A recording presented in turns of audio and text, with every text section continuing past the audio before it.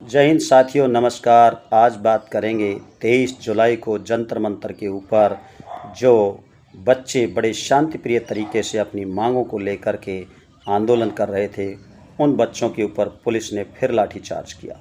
लाठीचार्ज का मुख्य विषय, कुछ असामाजिक तत्व रात को 2:30-3 बजे के करीबन जंतर मंतर में घुस आते हैं आंदोलन धरना स्थल के ऊपर। इसके बाद वो पुलिस के ऊपर पथराव करते हैं और साइड से भाग जाते हैं। इससे पुलिस को अपनी बड़ी बेरहमी से वहाँ पर जो खड़े लोग थे, जो बैठे हुए थे, सो रहे थे, उनके ऊपर लाठीचार्ज कर देती है रात 2:30-3 बजे। हिंदुस्तान के इतिहास में आज तक कभी ऐसा देखने को नहीं मिला। इससे लोकतंत्र पूरी तरह से शर्मसार हुआ। 20 जुलाई को भी जब जंतर मंतर के ऊपर बच्चे शांतिपूर्वक तरीके से अपनी मांग मनवाने के लिए जंतर मंतर से संसद तक मार्च करने के लिए वो गए और संसद के सामने खड़े होकर प्रधानमंत्री और गृह मंत्री को अपनी बात कहने लगे, तो उनके ऊपर बड़ी बेरहमी से पुलिस के द्वारा नेम प्लेट हटा करके उनके ऊपर डंडे बरसाए गए, उनके ऊपर लाठियां चार्ज की गई, उनके ऊपर कुछ असामाजिक तत्वों के द्वारा उनको पुलिस के डंडे दे करके उनके हाथ पैर तोड़े गए, सर फोड़े गए।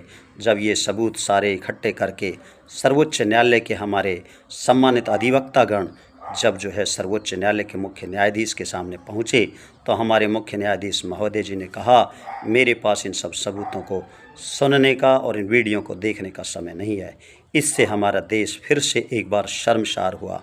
आज पूरी तरह से साफ हो गया है, देश का सर्वोच्च न्यायालय का मुख्य न्यायाधीश भी सरकार के साथ खड़ा है और ये बहुत सारे बड़े क्वेश्चन खड़ा करता है। इससे ऐसा लगता है लोगों के मौलिक अधिकारों का हनन हो रहा है। इससे ऐसा लगता है पूरी जुडिशरी सिस्टम हाईजैक हो चुकी है। इससे ऐसा लगता है पूरी जुडिशरी सिस्टम आज कानूनों का उल्लंघन खुद कर रही है और अपने ही खुद के दिए गए जो फैसले हैं और उन फैसलों से जो बने कानून हैं उनकी अवमानना हो रही है। इसके बाद जब मोदी सरकार ने देखा कि बच्चों का हुजूम लगातार बढ़ता जा रहा है, देश के कोने कोने से इनकलाबी और जज्बाती क्रांतिकारी बच्चे आ रहे हैं, तो हाल फिलहाल ही प्रधानमंत्री महोदय जी ने बंगाल से 20 बीएसएफ की बटालियन यानी कि 2000 सिपाहियों को बुलाया है और बुलेट प्रूफ गाड़ियाँ होंगी और ये जवान अब दिल्ली पुलिस की बजाय ये उस आंदोलन धरने स्थल पर तैनात होंगे।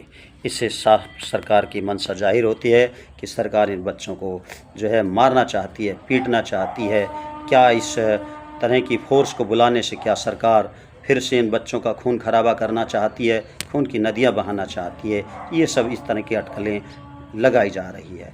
इसके बाद अगर सरकार इस तरह से कानूनों का उल्लंघन करेगी और बच्चों को इस तरह से बेरहमी से पीटेगी, तो ये बच्चे देश के ही बच्चे हैं, ये किसानों के बच्चे हैं, ये मज़दूरों के बच्चे हैं, ये शिक्षकों के बच्चे हैं, ये अधिवक्ताओं के बच्चे हैं, ये समाज के हर वर्ग के बच्चे वहाँ अपनी मांगों को लेकर मांग रहे हैं। अगर इनकी मांग नहीं मानी गई और इनको पूरी तरह पीटा गया तो पूरा देश इनके साथ खड़ा होगा और एक दिन ऐसा आएगा कि प्रधानमंत्री और गृह मंत्री को भी उनके पीएमओ हाउस से निकाल करके उनको जनता दौड़ाएगी। और एक दिन ऐसा भी आएगा जो ये गोदी मीडिया आज इन बच्चों को पाकिस्तानी बता रहे हैं, इनको टुकड़े टुकड़े गैंग बता रहे हैं। इनकी कैबिनेट के मंत्री किरण रिजिजू जी को तो यहाँ तक कह रहे हैं कि जो लोग इनके आंदोलन को फॉलो कर रहे हैं, समर्थन कर रहे हैं, वो सब पाकिस्तानी है।